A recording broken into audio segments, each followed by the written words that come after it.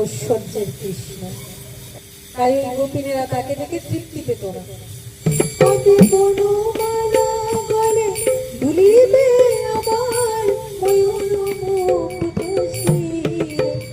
ওখানে তারা বন ফুলের মালা দিয়ে মুকুট বানিয়ে ওটার মধ্যে ময়ূরের পালক পরিয়ে দিত, তাই তো? বন ফুলের মালা পরাতো, বন ফুলের দিয়ে তাকে মুকুট বানিয়ে হাতে গলায় কানে পরিয়ে দিত, মাথায় মুকুট বানিয়ে ওটার মধ্যে ময়ূরের পালক পরিয়ে দিত। আর এখন কৃষ্ণের সারা শরীরে সোনা জিনিস, অলঙ্কার, ঐশ্বর্য ভয় কাজ করত। জয়রাধে। বলি রাজ বেশে তোমায় মানাই না শ্যাম, রাজ বেশে তোমায় মানাই না শ্যাম, রাখাল বেশে মানাই ভালো, রাজ বেশে তোমায় মানাই না শ্যাম, রাখাল বেশে মানাই ভালো, রাজ বেশে তোমায় মানাই না শ্যাম, গোকুলে আসিবে ফিরে, গোকুলে আসিবে ফিরে। তুমি যখন রাখাল বেশে ছিলে তখন আমাদের অনেক কাছের প্রিয় ছিল, মানে আপনজন রূপে তোমাকে পেতাম, কিন্তু এখন তুমি আমাদের ঠিক, কিন্তু এখন বড় পর পর বোধ হয়। জয় রাধে ভাবটা। তাই বলছে ওই রাজ বেশে তোমায় মানায় না শ্যাম, রাখাল বেশি মানায় না। গীতায় ভগবান শ্রীকৃষ্ণ বলেছেন, জন্ম কর্ম চ যো ব্যক্তি তত্ত্বত। আমার যে জন্ম হয়, আমার যে কর্ম, তা তত্ত্বত আমাকে অনুভব কেউ করতে পারে না। জন্ম কর্ম চ যো ব্যক্তি তত্ত্বত ত্যক্তা দেহং পুনর্জন্ম নৈতি মামতি সোহার জন্য। কি বলছেন? এই যে সাধারণ মানুষের জন্ম আর ভগবানের জন্ম আকাশ পাতাল পার্থক্য। ভগবান অজনী সম্ভবা, তিনি তো মাতৃ জঠরে আসেন না, জনী সম্ভবা, তাহলে তিনি কি? গীতায় বলা হয়েছে প্রবেশ করেন, তিনি প্রবেশ করেন। আচ্ছা, ভগবানের জন্মটা কেমন? যেমন আমরা দেখি ভগবান দেবকী বসুদেবকে আশ্রয় করে কোথায় এলেন? কংসের কারাগারে। কোথায় এলেন? কংসের কারাগারে। প্রতিটা দিনই এই 7 দিন, ওই 5 দিন 6 দিনের মধ্যে কিন্তু একটু একটু তত্ত্ব দিয়েছি, তত্ত্বগুলি বলার চেষ্টা করেছি, সেগুলি অনুভব করতে হবে। শুনে গেলাম আর ভালো লাগলো তা না, অনুভব করতে হবে। কোথায় জন্মটা হলো? কংসের কারাগারে। কংসকে ভগবান শ্রীকৃষ্ণের সময়ে আমরা দেখেছি কংসকে দেবকীর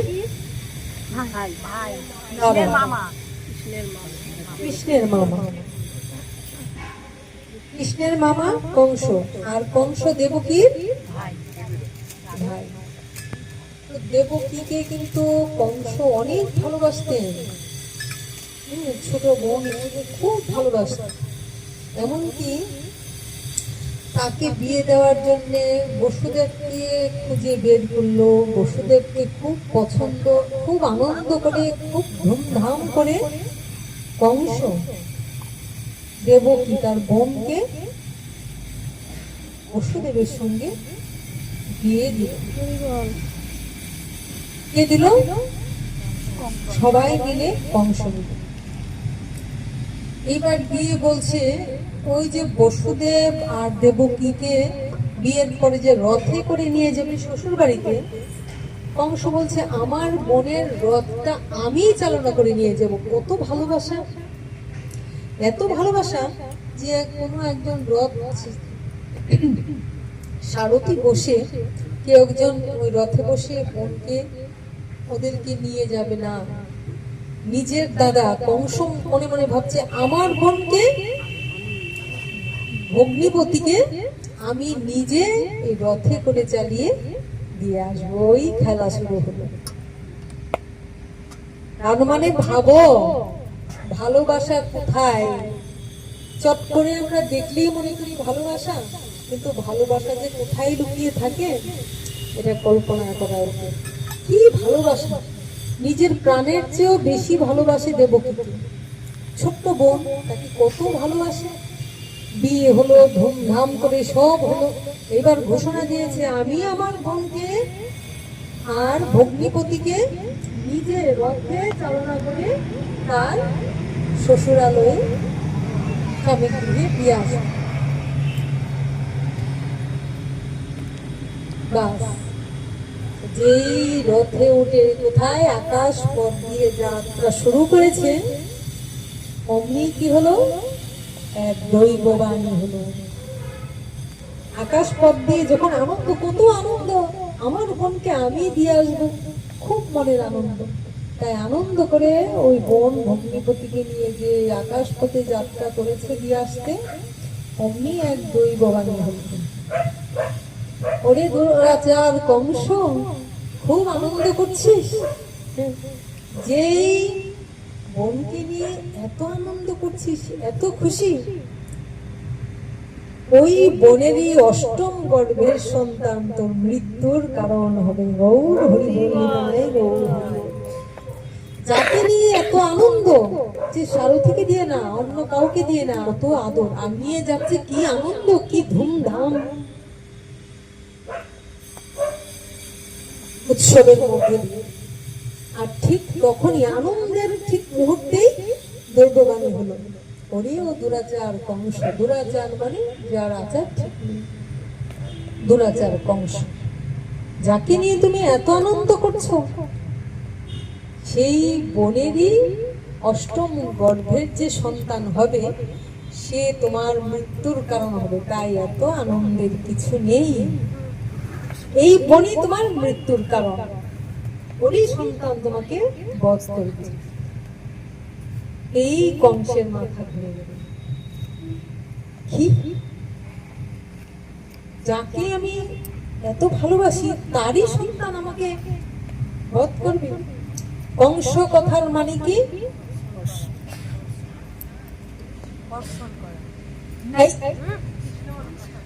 সাত খণ্ড রামায়ণ পড়ে সীতাকার বাপ, এই কয়দিন ধরে এই হলো তো অবস্থাটা হলো, সাত খণ্ড রামায়ণ পড়ে সীতাকার বাপ। কৃষ্ণের কথা বলেছে, কৃষ্ণ কথার মানে হলো কর্ষণ করার শক্তি, যার কংস মানে ধ্বংস করা। কংস তো তা নয়, কংস, কংস কথার মানে হলো কাম, কামনা যার মধ্যে বেশি মাত্রায় আছে। এবার কামনা মানে এটা সেটা অনেক কিছু চাই, চাওয়ার শেষ নেই, যত পায় তত চাই। ওই যে ওই বাণীটা ওখানে মিলে যায়, এই জগতে হাই সেই বেশি চাই, আছে যার ভুরি ভুরি, রাজার হস্ত করে কাঙালির সমস্ত ধনচুরি। মানে যত পাচ্ছে ততই চাই, চাওয়ার শেষ নাই। কামে যখনই বাধা প্রাপ্ত হবে, যে তুমি একটা কিছু চাইছো, তোমার মনে মনে একটা কামনা আছে, তুমি পেলে খুশি, কিন্তু তোমার কামনা মতো, ইচ্ছা মতো যেটা মনে মনে চাইছো, এটা যদি তুমি দেখো না পাচ্ছ, মিলে না যাচ্ছে, তখন কি হবে, ক্রোধ হবে। দেখো কিভাবে হয়, একটার সঙ্গে একটা লিঙ্ক, একটার সঙ্গে একটা জড়িত। অন্তরে যদি কামনা থাকে আর সেটা যদি পাই তাহলে খুশি, আর যদি তা না পাই তাহলে ক্রোধ হবে। কি এটা পাবো না, কাম ক্রোধ। এইবার যদি না হলো তখন দুষ্ট লোক যদি হয়, যদি না হয় তাহলে কি হবে, লোভ হবে। আমাকে এটা যে কোনো ভাবে পেতে হবে, আমাকে যে কোনো ভাবেই সেটা আমাকে লাভ করতেই হবে। তাহলে কাম ক্রোধ লোভ। এইবার এই যে লোভ হলো, লোভের পরে তার হিতাহিত জ্ঞান নষ্ট হয়ে যাবে। যদি তার এত লোভ থাকে যে না এটা আমি কি পাবো, পেতেই হবে আমাকে যে কোনো উপায়, তাহলে লোভ কি বলেছে শাস্ত্রে, লোভে পাপ, পাপে মৃত্যু। লোভ হলো মানে এইবার তার হিতাহিত জ্ঞান শূন্য হয়ে গেছে। এইবার কোনটা ন্যায়, কোনটা অন্যায়, কোনটা ধর্ম, কোনটা অধর্ম, কোনটা পাপ, কোনটা পুণ্য, সব বিস্মৃত হয়ে গেছে, একদম ভুলে গেছে। কারণ লোভ আমাদের এমন করে একদম মৃত্যুর দুয়ারে ঠেলে দেয়, তাই তো? তাহলে লোভ চরিতার্থ করার জন্য, মানে লোভটাকে আরো বৃদ্ধি করার জন্য, ধরার জন্য কাম ক্রোধ লোভ, লোভের পরে মদ, মদ মানে অহংকার। অহংকার কিরকম? আমি পাবো না, আমাকে পেতেই হবে, এর নাম হলো অহংকার, মানে ক্ষমতা প্রয়োগ করা। মদ, মোহ। এবার অহংকারের পরে মোহ, মানে মাথাটা এমন হয়ে যাবে সে আর কিছু ভাবতে পারবে না, সে মোহগ্রস্ত হয়ে ভালো মন্দ বিচার বুদ্ধি জলাঞ্জলি দিয়ে দিবে, ধর্ম ধর্ম জলাঞ্জলি দিয়ে দিবে, যা মন চায়, যা ইচ্ছা হয় তাই বলবে, যা ইচ্ছা হয় তাই করবে। এই হলো মোহগ্রস্ত হয়ে যায়, কাম ক্রোধ লোভ মদ মোহ। এইবার মোহগ্রস্ত হওয়ার পরে শেষ না, শাস্ত্রে বলেছে কাম ক্রোধ লোভ মদ মোহ এগুলি হলো নরকের দ্বার, তোমাকে নরকের পথে নিয়ে যায়। এগুলি খুবই খারাপ, এগুলি নরকের দ্বার, নরকের দিকে তোমাকে নিয়ে যায়।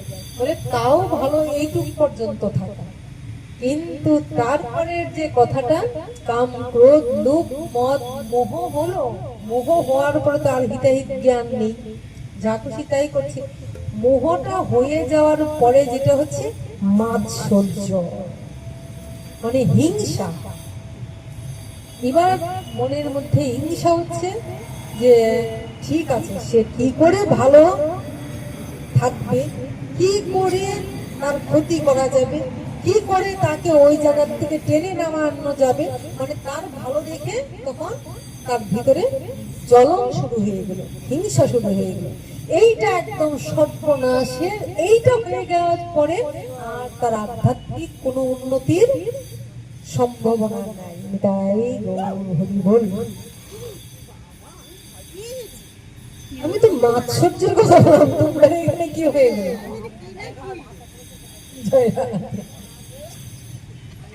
একটা পাতা পড়েছে তাই ভয়ে চিৎকার দিয়েছে, আমি চোখ বন্ধ করেছি, আমার মাথায় যে পড়েছে আমি তো চোখে যাইনি, কি করলো?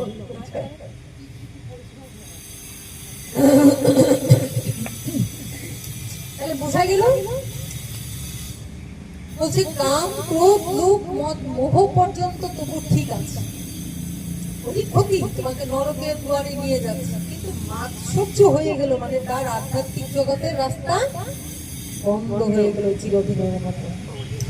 যখনই কারো ভালো দেখে, কারো আনন্দ দেখে, কারো সুখ দেখে কারো ভিতরে হিংসা হচ্ছে, এটাই মাৎসর্য।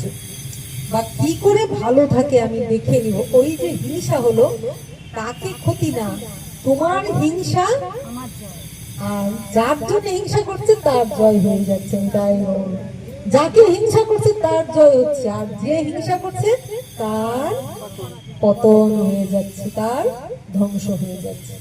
সাধু সাবধান,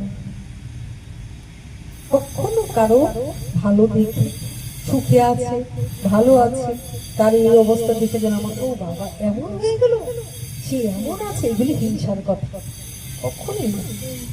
অন্যের ভালো দেখলে আনন্দ, ভালো আছে, খুব সুন্দর হয়েছে, কিন্তু যখনই তুমি ওটা বললে না, কিন্তু মনে মনে তোমার একটু জ্বলন হচ্ছে না, আমরা প্রকাশ করি না, কিন্তু মনে মনে একটা জ্বলন হচ্ছে, কি সর্বনাশ, কি অবস্থা ওর এরকম।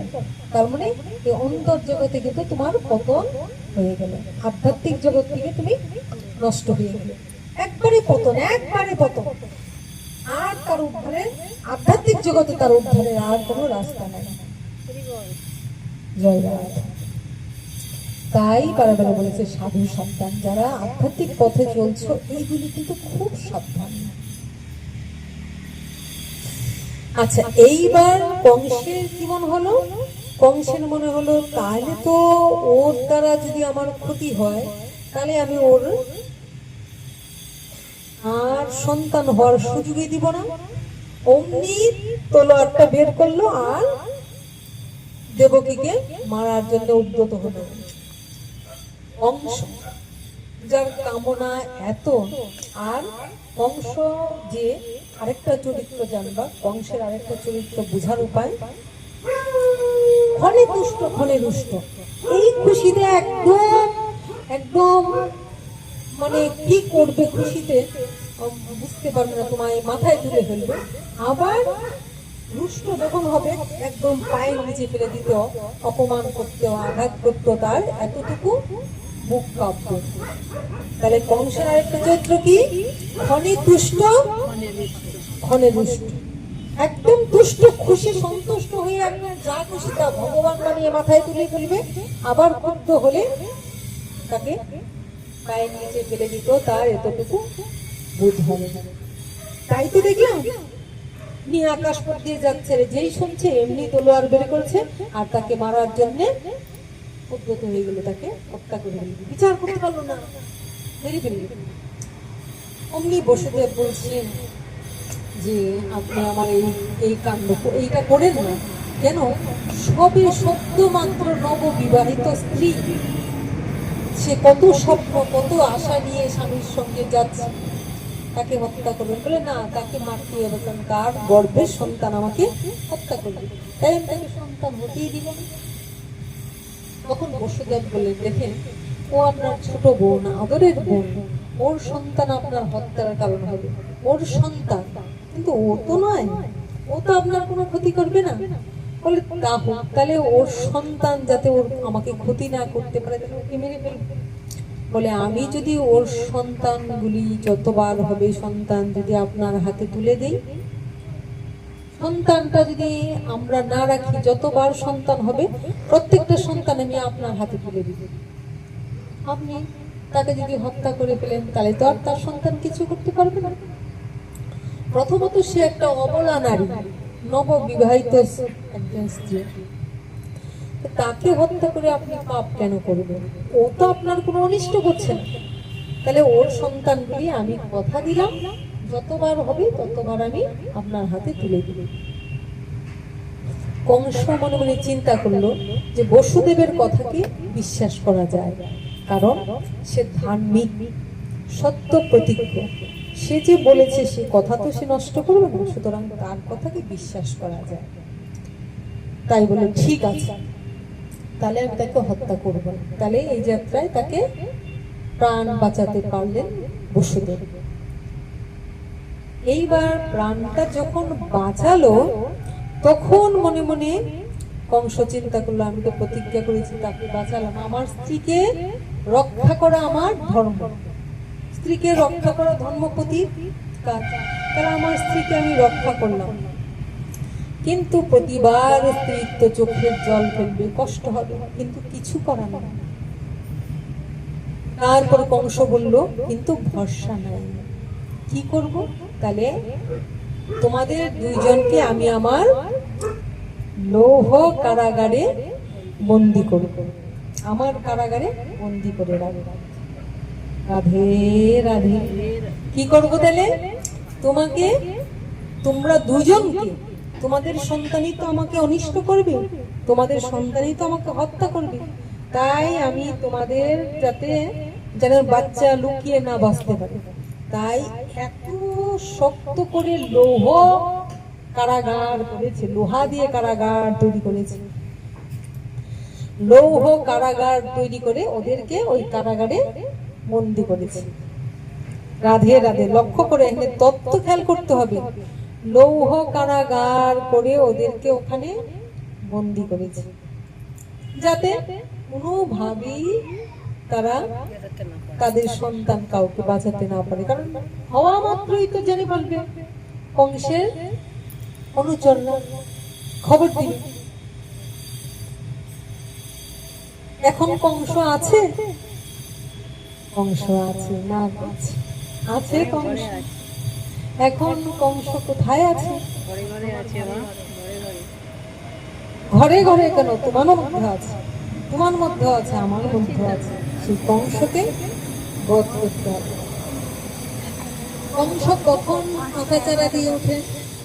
কাম ক্রোধ লোভ, কামনা যখন বৃদ্ধি হয়, খালি এই চাই ওই চাই ওই চাই, চাওয়ার অন্তরে এলে।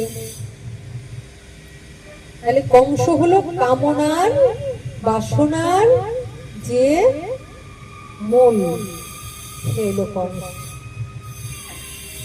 তাহলে কংস কি করলো? কাকে আটকালো? দেবকী বসুদেব। দেবকী আর বসুদেবকে, বসুদেব তিনি হলেন পূর্ণ জ্ঞান স্বরূপ। জ্ঞানটাকে কংস ঢেকে দিল, এটাই ধরে আটকে দিল। জ্ঞান তো ঢেকে রাখার বিষয় নয়, কিন্তু যে সুন্দর জ্ঞানী তাকে কি করলো? কংস তার প্রলোভন দিয়ে, লোভ দিয়ে, কামনা দিয়ে তাকে আটকে দিতে চাইল। রাধে রাধে। কংসের কারাগারে জ্ঞান আটকে পড়লো। জ্ঞান স্বরূপ হলো বসুদেব। ওই যে নিজের স্ত্রীকে কেমন বুদ্ধি করে বাঁচালো। আর দেবকীকে রাধে রাধে। আমার আওয়াজও বন্ধ দেখো তো, খালি কংস, খালি তো বসুদেব আটকে গেল। জয় রাধে, জয় রাধে। আচ্ছা, তো জ্ঞান স্বরূপ লক্ষ্য করো, এখানে কিন্তু বিরাট তত্ত্ব মিস করা যাবে না। বিরাট এইগুলো অনুভব করতে হবে। জ্ঞান স্বরূপকে ঢেকে দিল কংস কামনা দিয়ে, প্রলোভন দিয়ে। তো জ্ঞান স্বরূপ আরে কি হচ্ছে গো? জয় রাধে।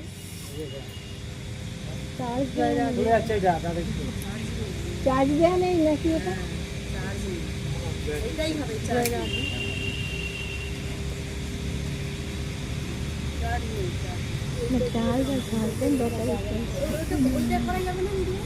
অতটা তার যাবে না, ব্যাটারি হয়ে গেছে। অনুভব করতে পারো, অনুভব করো, সত্যি অনুভব কিভাবে আমরা কিভাবে আমরা উদ্ধার পাই।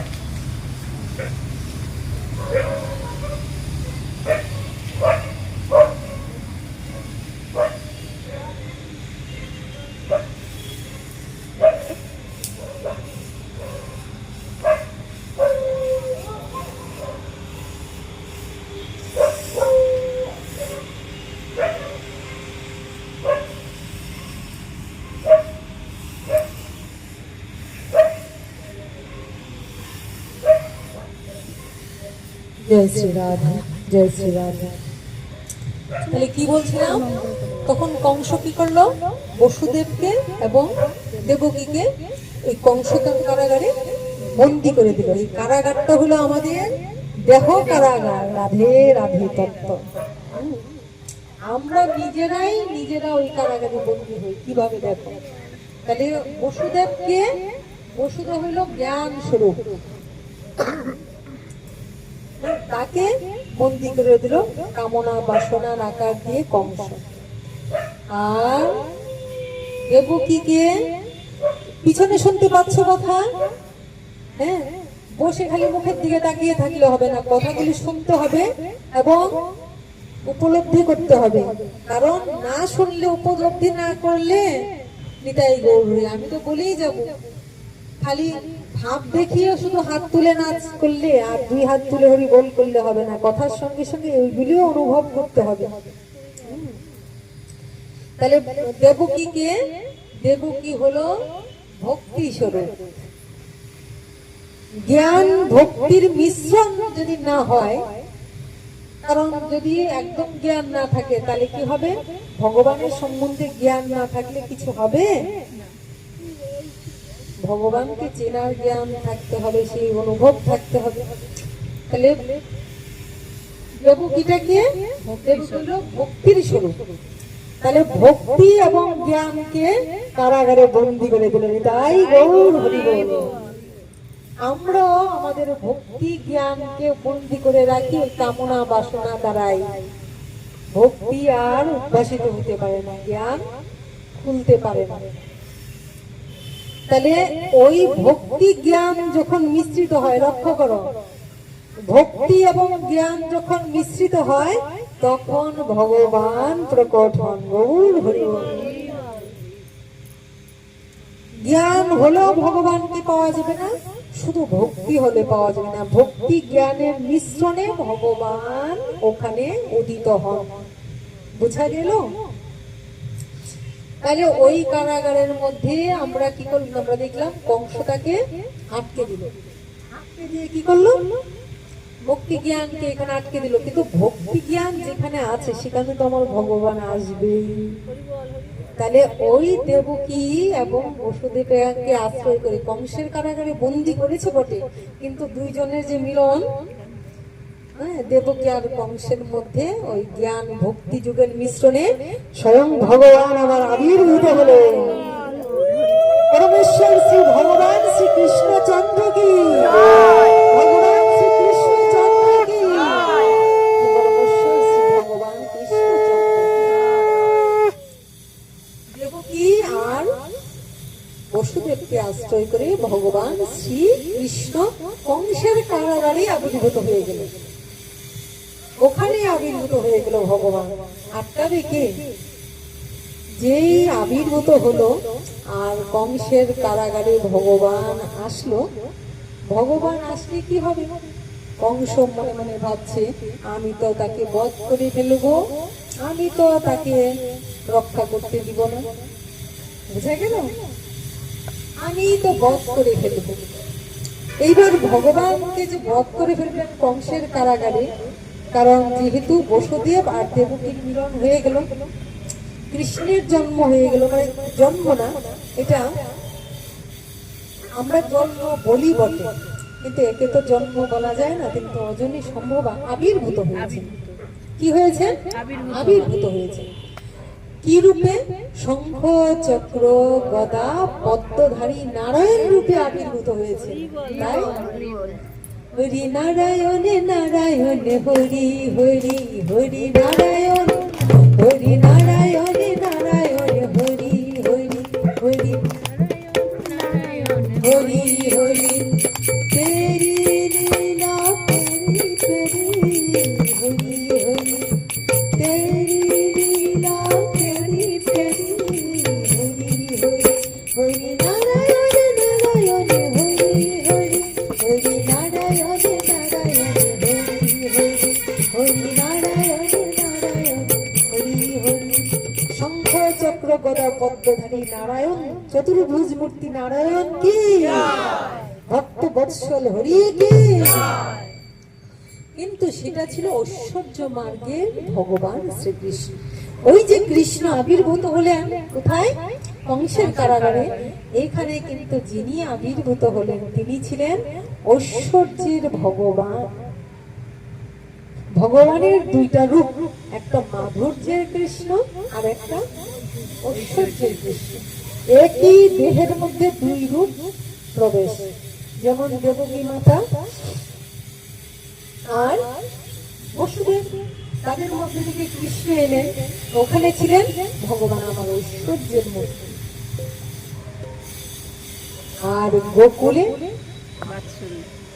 ওখানে ভগবান ছিলেন মাধুর্যের রূপ। ব্রজ গোপিকাদের মনোরঞ্জন যে করেছিলেন, যে গরু চড়িয়েছেন, যে বংশীর ধ্বনিতে মুরলীর ধ্বনিতে সবাইকে আকর্ষণ করে টেনে নিয়ে এসছেন,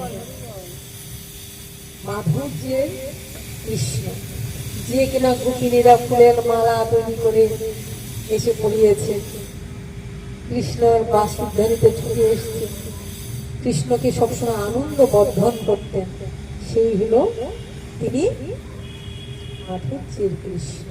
একটা ঐশ্বর্যের যিনি, তিনি হইলেন শঙ্খ চক্র গদা পদ্মধারী নারায়ণের রূপ।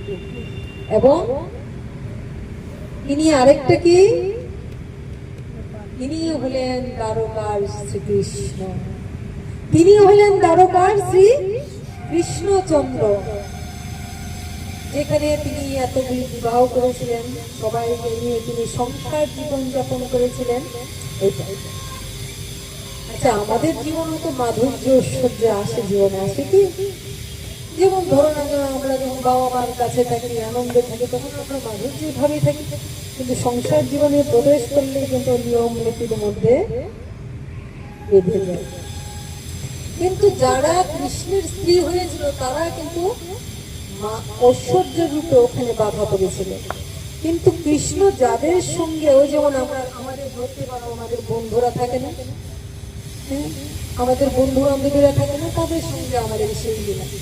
ওই গোপিনীরা সংসার করেছিল, কিন্তু তারা কিন্তু কৃষ্ণের বংশীর ধ্বনি থেকে শুনে ছুটে এসেছিল, ঘরে থাকতে পারে। ওরা হলেন মাধুর্য। যারা কৃষ্ণকে যখন দেখেছে মুকুট চূড়া পরিহিত, সোনার অলংকার পরা, ওই মাধুর্যের ওরা দেখে খুশি না। কারণ খুশি না কি, ওটা তো চোখে দেখছে, কিন্তু কাছে তো আর পাচ্ছে না। কিন্তু যখন এই গোচারণে গরু চালিয়ে যেত, গরুদের নিয়ে ছুটত, গরুদের পায়ের ধুলি কৃষ্ণের মাথায় করত, বসন ভূষণ গরুর ধুলিতে দূষণিত হয়ে যেত, ওরা গিয়ে এটা ছেড়ে টেড়ে পরিষ্কার করে দিত, বনফুলের মালা তুলে গলায় পরিয়ে দিত, বনের মধ্যে গিয়ে ফল তুলে ওই ফলটা এনে আগে কৃষ্ণের মুখে দিত। এখন তো আর দিতে পারবে না, কারণ এখন কৃষ্ণ সেই কৃষ্ণই ঐশ্বর্যের কৃষ্ণ। এখন কৃষ্ণকে অনেক দূর থেকে দেখতে হয়, কাছে যাওয়ার উপায় নেই। জয় রাধা। তাই ওই গোপিনীরা তাকে দেখে তৃপ্তি পেত না।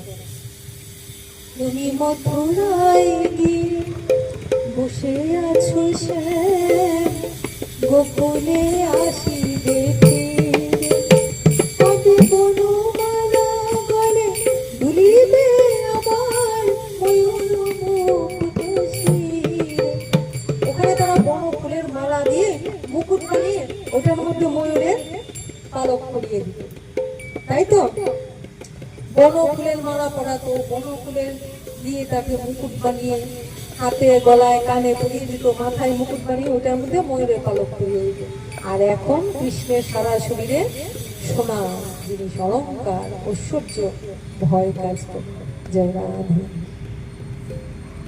বলি রাজ বেশে তোমায় মানাই না শ্যাম, রাজ বেশে তোমায় মানাই না শ্যাম, রাখাল বেশে মানাই ভালো, রাজ বেশে তোমায় মানাই না শ্যাম, রাখাল বেশে মানাই ভালো, রাজ বেশে তোমায় মানাই না শ্যাম, গোকুলে আসিবে ফিরে, গোকুলে আসিবে ফিরে।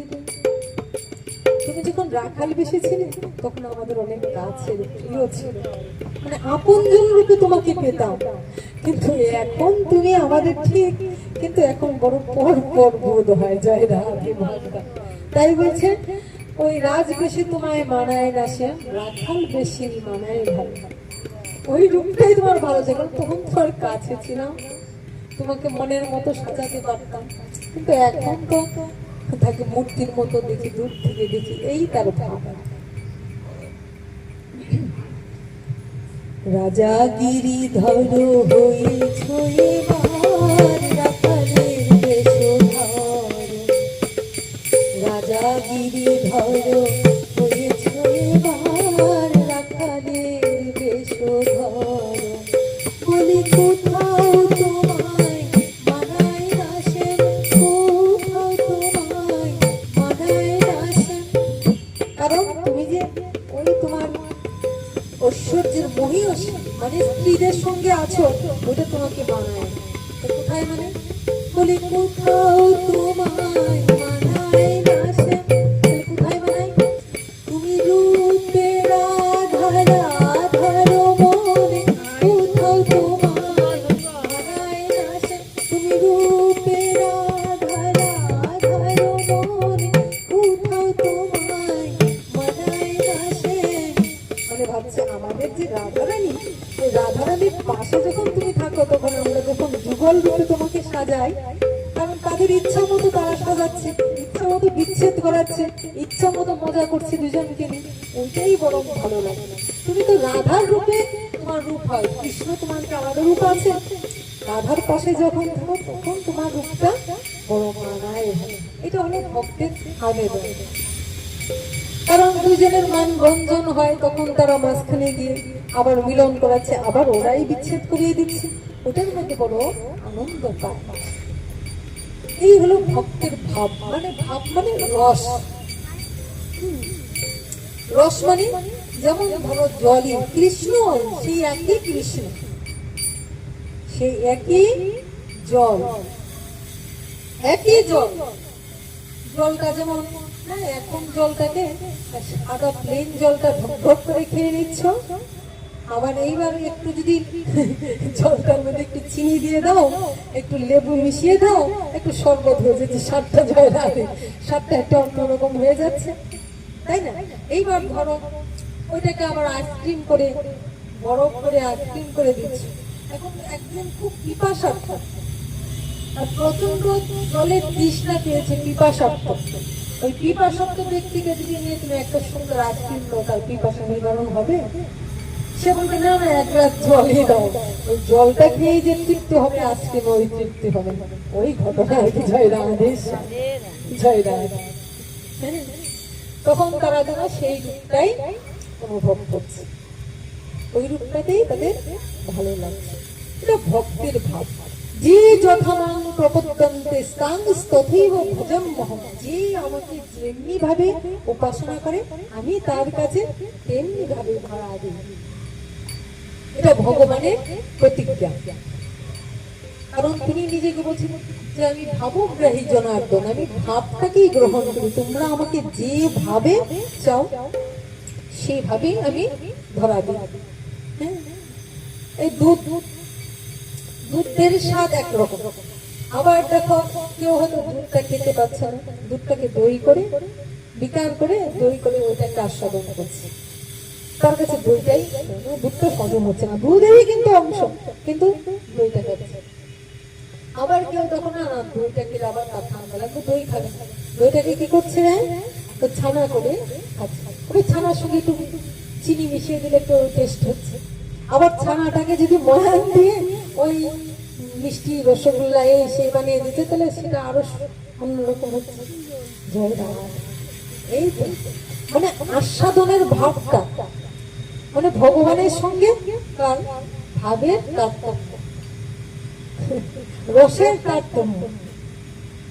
মা যশোদার সঙ্গে বাৎসল্য ভাবে মায়ের সঙ্গে সেই লীলা, রাধারানীর সঙ্গে মধুর রসের লীলা, ব্রজগোপীনাদের সঙ্গে এক লীলা, মহিষীদের সঙ্গে তার এক লীলা, একই বহু রূপ। জয় রাধে।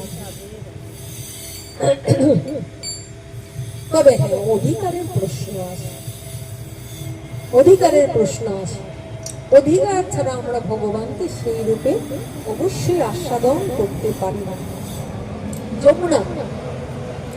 যমুনা ভগবানকে প্রতিরূপে আশা করেছিল যে গোবিন্দ তোমাকে যেন আমি প্রতিরূপে, ভগবান বলছে না না, ওই রূপে তুমি কোনোদিন আস্বাদন করো। হ্যাঁ, তোমাকে আমি ভালোবাসি, কিন্তু পাত্রের আকার চাই। যেমন আমরা জাগতিক এই অনুভূতিগুলি দিয়ে তোমরা বুঝতে পারবে। যেমন একজন প্রেমিক, একজন প্রেমিকা, একটা প্রেমিক যখন একজন প্রেমিকাকে ভালোবাসছে, তখন দুইজনের মনটা একই রকম ভালোবাসা হচ্ছে, বেশ উত্তম। কিন্তু একটা নায়ককে যখন দুইটা নায়িকা ভালোবাসছে, একইভাবে দুজনে কিন্তু তাকে ভালোবাসছে, দুজনেই ভালোবাসছে পাগল পাগল হয়ে। কিন্তু যে সত্যিকারের তাকে ভালোবাসে, নায়ক মানে ভগবান হলেন অপার্থিব জগতের নায়ক, ওই যে তাকে ভালোবাসছেন, ভালোবাসার তাৎপর্যটা ভগবান কিভাবে অনুমান করে এটা শিক্ষা দেওয়ার, এই জন্যই ভগবানের কথা শ্রবণ করা। আমরাও তো ভালোবাসি, কিন্তু আমাদের ভালোবাসার মধ্যে কি আছে? হাত আছে, আমাদের ভালোবাসার মধ্যে যন্ত্রণা আছে। কিন্তু ধারণাগুলি উপলব্ধি করো যে ভগবানকে ভালোবাসছে, বা ইহ জগতের একটা নায়ক নায়িকাকে ভালোবাসছে, বা দুইটা নায়িকা একটা নায়ককে ভালোবাসছে। যে সত্যিকার অর্থে ভালোবাসে, যে সত্যিকার অর্থে ভালোবাসে, তার ভালোবাসার ধারাটা দেখো কেমন, একটু এক্ষুনি অনুমান করতে পারবে। আমরা সবাই ভালোবাসি বলি বটে, কিন্তু ভালোবাসার ধারাটা কেমন হয়? যে সত্যিকার অর্থে ভালোবাসে হয়তো তাকে ভালোবাসছে, কিন্তু যাকে ভালোবাসছে সে যদি ভালো নাও বাসে তবু সে তাকে ভালোবাসবে, কাঁদবে। তার ভালো দেখলে হয়তো তার বিরহে কষ্ট পাচ্ছে, কিন্তু তার ভালো দেখলে, তার হাসি দেখলে তার মুখ দেখে তারও মনে হাসি আসবে। সে যদি দুঃখ পায় সে দৌড়ে গিয়ে, তাকে ভালো না বাসুক দৌড়ে গিয়ে তাকে আনন্দ দিতে চাই। কিন্তু ইহজগতে আমরা কি করি? যাকে ভালোবাসি তাকে যদি আমি না পাই, আর যারা ভালোবাসে তাদেরকে আমি ভালোবাসতে দিব না, হিংস্র হয়ে যায়। আরেকটা ছোট্ট উদাহরণ দেখো, ভালোবাসার ধরন কি? তুমি যদি কাউরে ভালোবাসো, যেমন একটা গাছকে তুমি ভালোবাসো, এবার গাছে এত সুন্দর সুন্দর ফুল ফুটলো, দেখে তোমার কি ভালো লাগছে, আহা কি সুন্দর সুন্দর ফুল ফুটেছে, লক্ষ্য করো, তত্ত্ব উপলব্ধি করো। চেতনা তো অপচেতন মানে জীবন ভর করে রইলাম, এলাম আর গেলাম। গাছে এত সুন্দর সুন্দর ফুল ফুটেছে, বাহ কি ভালো লাগছে। এবার তুমি যদি সত্যি সত্যি ফুলগুলিকে ভালোবাসো, গাছকে ভালোবাসো, তাহলে তুমি কি করবে? প্রতিদিন তুমি গাছের গোড়ায় জল ঢালবে, গাছের পাতায় জল ছিটিয়ে দিবে। আর যে ভালো না বাসে সে কি করবে? ওই ফুলটা ভালো লাগছে, সুন্দর লাগছে, গাছটা নিয়ে ফুলগুলি মুড়িয়ে তুলে নেবে। অর্থাৎ যাকে ভালোবাসছি তার ভালো লাগুক না লাগুক তাকে তুলে নিয়ে নিতাই গৌর তাকে সুখ দিব, এটা হলো তখন সে হয়ে যাচ্ছে খলনায়িকা বা খলনায়ক। ইহজগতে যাকে ভালোবাসছি তার জন্য মরে যেত রাজি আছে, কিন্তু যখন দেখা যায় সে অন্য কারো সঙ্গে মিলন হয়ে সুখ পাচ্ছে, তাহলে পারলে তাকে মেরে নিজেও মরে যাবে। এরা হলো খলনায়িকার ভূমিকা বা খলনায়কের ভূমিকায় অবস্থিত। মানে ইহ জগতের প্রেম তারা করে, তারা অপার্থিব জগতের প্রেমের অধিকারী হয়। বোঝা গেল? আর যারা নিজে কষ্ট ক্লেশ দুঃখ স্বীকার করছে, তথাপি সে যাহাতে সুখ পায় তাতেই সে সুখী, ঠিক আছে। হরি আমার মানস সন্তাপ নাশিতে, এতে যদি তোমার দুঃখ হয়, আমার যা হবার তাই হবে, তুমি কেন দুঃখ পাবে, তুমি সুখে থাকো গো সুখময়। আমারও মানুষ সন্তাপনা আসবে, তোমার এই ভালোবেসে মানুষ মানে আমার হৃদয়ে যে কষ্ট হচ্ছে, আমার কষ্ট হয় হোক, কিন্তু তুমি যেন সুখে থাকো। আমরা মুখে বলি বটে, কিন্তু অন্তরে যেদিন, অন্তর থেকে যেদিন আমরা ওইটা করতে পারবো, সেদিন আমরা ওই আধ্যাত্মিক জগতের পথে পা দিতে পারবো। এটাই গৌর হরি।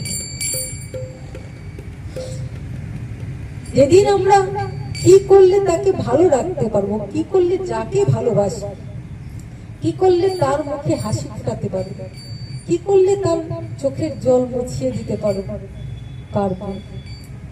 সেদিন আমরা আধ্যাত্মিক কথা শ্রবণ করি, এই জন্যেই অনুভব করার চেষ্টা করি, এই জন্য তখন আমরা ভগবত প্রেমের যোগ্য হয়ে উঠতে পারব, অন্যথায় নয়। কিন্তু ইহ জগতের যাহা কিছু আমরা করি, আত্ম ইন্দ্রিয় প্রীতিবাঞ্ছা তারে বলি কাম, কৃষ্ণ ইন্দ্রিয় প্রীতিবাঞ্ছা ধরে প্রেম নাম। আমি যাহাতে ভালো লাগে, আমার যাতে সুখ লাগে, সেটাকেই আমি যে কোনো ভাবেই চাই, ফলে বলে কৌশলে না হলে সেটাকে, যাতে সুখ যাতে না হয়, যাতে কষ্ট অনুভব হয়, যাতে আমি যতটা দুঃখ পেয়েছি তার যাতে দুঃখ সে অনুভব করতে পারে, এটা হলো খলনায়ক বা নায়িকার কাজ। সে তাকে যন্ত্রণা পীড়া দেওয়ার জন্য, তার মানে আমরা ইহ জগতের কামনা বাসনায় ডুবে আছি। যেদিন আমাদের মন উদার হবে যে আমার যা কিছু সর্বস্ব দিয়ে তাকে সুখ রাখতে পারবো, সেদিন আমরা ভগবানকে ভালোবাসতে পারবো। এটা কারা করেছিল? ব্রজবুদ্ধ। তারা নিজের বলতে কিছুই ছিল না। তারা মুখে বলতো যে রাজবেশে তোমায় মানায় না সেন, রাখাল বেশিটা তাদের অন্তরের অভিলাষ ছিল। কিন্তু তারা কৃষ্ণের মুখে হাসি দেখলেই হাসি পেত, আনন্দ পেত। কি করে তাকে আরো খুশি রাখা যায়। এবং মহিষীরা সবসময় চিন্তা করতো যে আমরা এত ভালোবাসি, এত তাকে সবসময় চোখে চোখে রাখি, তবু তার কোনো দুঃখ হয়। আচ্ছা কি করলে তার দুঃখ দূর করা যায়? জানলো রাধারানীর প্রেমে সে দেখো, তাই তারা গিয়ে ওখানে জানতে চাইল রাধা কেমন প্রেম করে, কেমন ভাবে তাকে ভালো রাখে। আমরা কেন পারি না? কি করলে আমরা তাকে ভালো রাখতে পারি না? জয় রাধা। এই হলো প্রেম।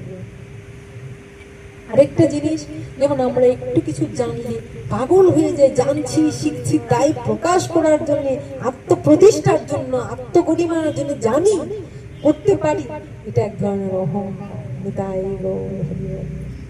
করার জন্য বিকুলতা, অস্থিরতা, বা আমি অনেক করতে পারি, আমি অনেক জানি, ওটা অহংকার। ওই অহংকারী ব্যক্তির পতন। কিন্তু যেবা যারা সত্যিকারের জানে বুঝে, তাদের কখনো মনে হবে না যে আমি পারি, আমি করতে পারবো, আমার করার ক্ষমতা আছে। তুমি দিলেও দেখবে তারা করতে রাজি হবে। যার যত বেশি গভীরতা, যেমন ধরো এখানে আমি উদাহরণ দিব, আমার সাথে ভগবানের প্রদত্ত যে ছোট্ট মেয়েটা, ওর কথা বলবো। ওর ভিতরে কিন্তু আসলে অনেক বেশি আছে, কিন্তু দেখবো কিছুতেই ঠেলে ধাক্কিয়ে করা যায় না। হয়তো সময় হয়নি, যখন সময় হয় ভগবান চাইলে নিশ্চয়ই বেরোবে। আমার মনের একটু ইচ্ছে ছিল, এটা আমার মনের একটা কামনা ছিল যে এই জায়গাটায় যদি ও বসতো। দেখো ও তো হিন্দি বলো, ইংলিশ বলো, এই 14 যে আসে প্রতিটা ভাষায় ও বুঝতে পারে। ওর তো কোনো জায়গায় বলার জন্য তার কোনো সমস্যা হতো না, সবকিছু পারত।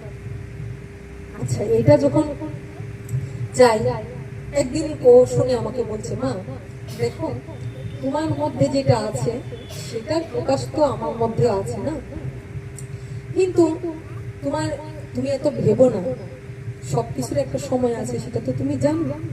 বীজটা তো তুমি রোপণ করে দিয়েছো, তাই বীজটা রোপণ করে তুমি যদি গাছে ফলটা চাও, এটা তার হবে না, সময় মতো ফলটা ফলবে। কথা তো সাংঘাতিক বলেছেন, এটা সত্যি কথা। হ্যাঁ, তাই এই জন্যই তো মা ডাকি তোমার, এই জন্যই তো মা বলি, মা মা করে ডাকি, কারণ আমি তো জানি তোমার মধ্যে যা আছে। তুমি যদি এই জায়গায় বসতে, তাহলে সত্যি সত্যি হয়তো সে প্রভুপাদ এদের মতন অবস্থা হয়ে যেত। কিন্তু সময়ে নিশ্চয়ই ভগবান কিছু একটা লিখেছেন, ভগবান চাইলে হবে, কিন্তু যা আছে সেটাও তো ভগবান একদিন নিশ্চয়ই করবেন, তাই না? আধ্যাত্মিকতা তো ভিতরে আছে, কিন্তু কিভাবে কি হবে তা তো আমি জানি না। আমরা চাইলেই সবকিছু সবসময় হয় না। প্রচুর বোঝে, আবেগ আছে। আমাকে মাঝে মাঝে তোমার যে আবেগ আছে আমার ভিতরে, কিন্তু তোমার আবেগটা যখন প্রকাশ হয়ে যায়, আমার আবেগটা সবসময় আমি প্রকাশ করি। আর একটা বয়সের ব্যাপার আছে। আমি বলছি যার মধ্যে যত আছে না, আমি সেটা সব জায়গায় প্রকাশ করি না, কিন্তু ভক্তদের কাছে তো প্রকাশ করতেই হবে, কারণ তোমাদের মঙ্গলার্থে প্রকাশ করি, এটা বোঝানোর জন্য বলছি। কিন্তু আজ যদি সত্যি ও বলতো, তাইলে হয়তো ও বলে যে মা তোমার ওই জায়গাটা তো আমি কোনোদিনই কিছু করতে পারবো না, এটা ওর বিনয়, বা ও সবার কাছে এটা ঠিক, সবার কাছে কিন্তু গানের লাইনে বলা আজকে মানে গুরুজিদের মধ্যে দিয়ে যে ও শিখেছে করেছে, কিন্তু আজও কিন্তু যে কোনো জায়গায় বসলে কিন্তু সে কিন্তু আমারই প্রশংসা করে। সে কিন্তু বলে মা গুরুজিদের কাছে যা শিখেছি, কিন্তু তুমি যদি নিজের হাতে ধরে শিখিয়েছো বলে আমি ওই জায়গায় যেতে পেরেছি, কিন্তু তুমি নিজের হাতে যদি আমাকে এটা করাতে, তাহলে আমার ওই ডেপটা আবেগটা আরো বেশি হতো।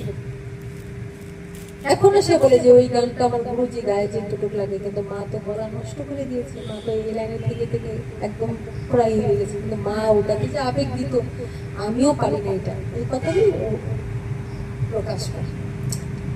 তো যাই হোক, কর্তা ইচ্ছা কর্ম ভগবান যা চান তাই তো হবে, ভগবানের ইচ্ছাই পূর্ণ হোক। ভগবানের কি ইচ্ছা আমি জানি না, ভগবানের ইচ্ছাই পূর্ণ হোক, যাতে তোমার মঙ্গল হয়। ভগবান যেন তোমাকে ভগবানের চরণে রেখে দিছে। ঈশ্বরের যা ইচ্ছা, প্রভুর যা ইচ্ছা, প্রভু যেন তোমার মধ্যে দিয়ে দেয়, আর কি বলবো, তাই। তো যাই হোক, তোমাদের এনে শেষ করে আমার আবার ওটার জন্য ওই বাড়িতে যেতে হবে, আমাকে বলছে কাঁদে কাঁদে, বুঝছো? তাই ভগবানের চরণে ওকে রেখে দিয়েছি, ঠাকুর যাতে মঙ্গল হয়, যাতে ওর ভালো হয়, তুমি তাই করো, তোমার পথে টেনে নাও। সবকিছুর অবশ্যই একটা সময় তো থাকে, সময় ছাড়া কিছু হয় না। তো এখানেও বসে প্রভুর কাছে বিনতি করি, হে প্রভু, তোমার সন্তান তুমি যাতে ভালো হয়, যাতে ওর মঙ্গল হবে, যাতে তুমি খুশি হবে, তুমি তার মধ্যে দিয়ে দায়ী করিও। তো আজ আমরা কোন জায়গাটা বলছিলাম, কোন জায়গাটা শেষ করলাম? হ্যাঁ, জয়রাম, হ্যাঁ, এরকম ধরে রাখবো কথাটা। এখন তোমরা মন দিয়ে শোনো, মানে ভক্তি মিশ্রিত হয়ে শোনো। তাহলে ওই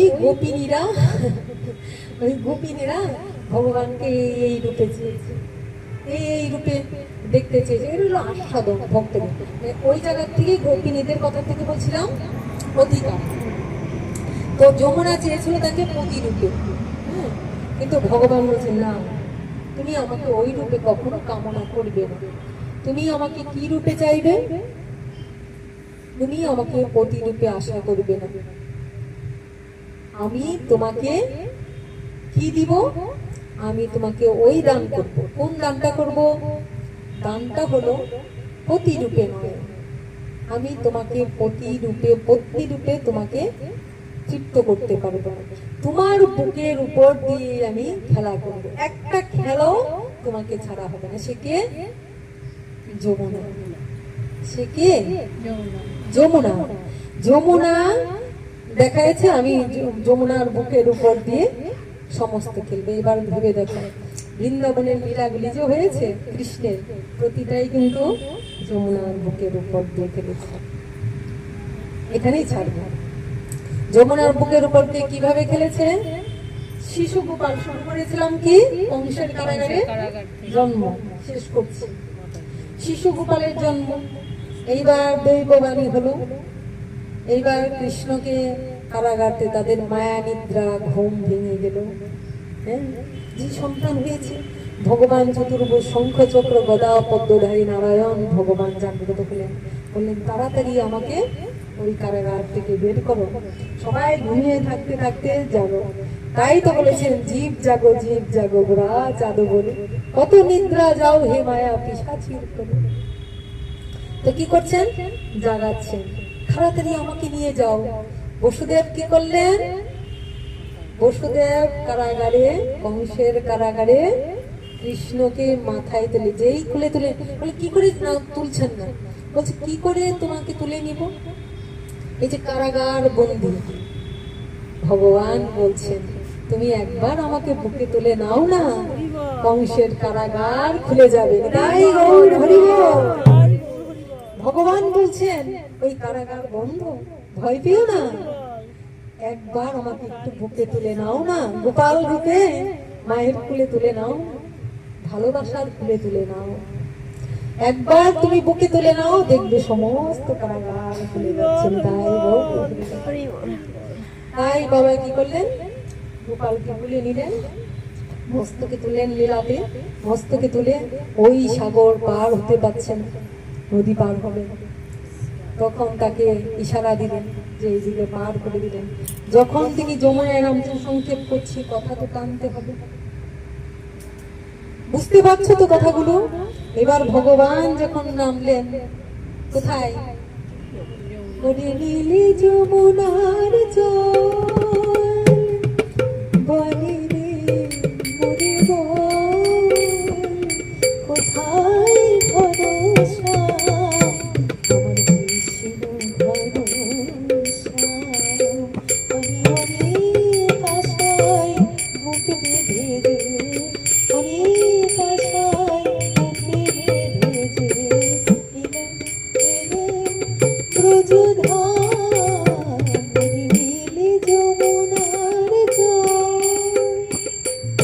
যে জলের উপর দিয়ে যাচ্ছেন কে? পিতা বসুদেব। যেই কৃষ্ণকে বুকে তুলে নিলেন, কারাগারের কপাট ফটাফট সব খুলে দিল, লৌহ কপাট, আর মস্তকের উপর তুলে বাবা যাচ্ছে, যমুনার কাছে আসছেন। উদ্বেলিত যমুনা তরঙ্গায়িত হচ্ছে। টইটুম্বর এই যমুনার উপর দিয়ে কি করে যাবে বাবা চিন্তা করছে।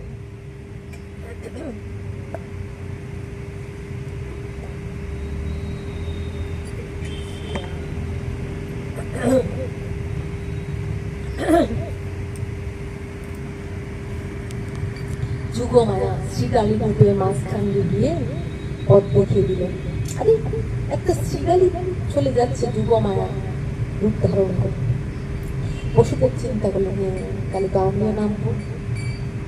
নেমেছেন, আবার জল সে উদ্বেলিত তরঙ্গ, মাথা অব্দি মনে হয় ডুবে যাচ্ছে, মনে হচ্ছে সন্তান ডুবে যাবে। বসুদেব চিন্তা করছেন আর প্রভু, বসুদেব ছিলেন নারায়ণের উপাসক, প্রভু কি করে নিয়ে পার হবো চিন্তা করছেন। এইদিকে জল উঠে একদম মাথার করে যে নিয়ে যাচ্ছেন, এত তরঙ্গ হচ্ছেন কেন? চরণ ধোয়াবেন বলে। ভগবান যে বলেছিলেন যমুনে চিন্তা করে না, তোমাকে আমি পত্নীর জায়গা দিতে পারবো, কিন্তু আমার প্রতিটা লীলা তোমার বুকের উপর দিয়ে করবো, তোমাকে ছাড়া আমার লীলা হবে। আমি যখন আসবো জানবি কি করে? আমাকে আমার পিতা, আমি যখন বসুদেবকে আশ্রয় করে আসবো, আমার পিতা যখন মাথায় করে নিয়ে যাবে, তুমি কি করবে? তখন তুমি ঢেউ দিয়ে আমার চরণ স্পর্শ করার চেষ্টা করবে, ওই তো আমার স্পর্শ অনুভব করবে। তারপরে বলেছিলেন, হে প্রভু, তুমি আসবে যখন তোমার চরণ ধরতে করবে, শুরু থেকেই যমুনা ওই জায়গায় থাকবে, কিন্তু যার জন্য তুমি মানে এমন পাগল যে রাধারানীকে নিয়ে তুমি লীলা করবে, তুমি একা কেন প্রভু? তাহলে তুমি কথা দাও, তোমার ওই যে প্রিয়তমা যার জন্য তুমি লীলা করছো, জগৎকে শিক্ষা দিচ্ছ, যাকে তুমি এত ভালোবাসো, তাকে নিয়ে তুমি আমার বুকের উপর লীলা করো। ভগবান বললেন, ঠিক আছে, তাই হবে, আমি আমার রাধারানীকে নিয়ে সমস্ত লীলা ওই যমুনার বুকে করব। তাই তো ভগবান গিয়ে যমুনার তীরে বংশীধ্বনি করতেন, রাধারানী ছুটে আসতেন জল ভরতে। বাসিতে পড়িতে তানে যমুনায় বহে না জল, অপার আনন্দে হায় রাজার নন্দিনী কুল কলঙ্কিনী পাগলিনী হয়ে যায়। ওখানে গিয়ে তিনি বংশীধ্বনি করতেন আর কাগরি কলসি ভরতে আসতেন। ওই ছেলে ভগবানের সঙ্গে দর্শন নররূপে লীলা করছেন। আর এইদিকে কি করছেন?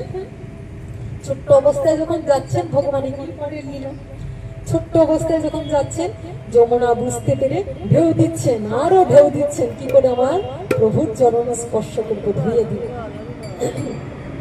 সবাই ভয় পাচ্ছে।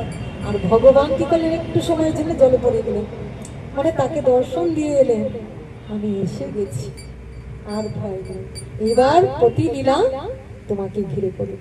বুঝলে যমুনে? জয় রাধে। তো ওই যমুনাকে আশ্রয় করে ভগবান আমার সমস্ত লীলা করেছে। শুরুটা গেলেন ভগবান, তা যেখানেই রাখবো যে ভগবান পার হয়ে গিয়ে কি করলেন? নন্দালয়ে, বসুদেবেরই যে বন্ধু নন্দরাজ, ওই নন্দালয়ে যে দেখো এই মাঝখানে যমুনাটা, জয় রাধে, এখানে দুই পারে, এই পাড়া ও পার, এই মাঝখানে এমন জায়গায় বসেছে, আমরা যমুনা দেখতে পাচ্ছি। আর ওই পারে আছে কীর্তিদার বাড়ি, জয় রাধে। তো যাই হোক, বসুদেব নিয়ে, বসুদেবের যে বন্ধু কে? নন্দরাজ, আর ওই দেবকীর সখী নন্দরানী, সেই নন্দরানীর কাছে কি করলেন? কৃষ্ণকে রেখে এলেন। ওইটারও অনেক তথ্য আছে, তাও আজকে অনেক কিছু তোমরা পেয়ে গেলে, বুঝতে পারলে, অনুভব করতে পারলে কিভাবে এলো।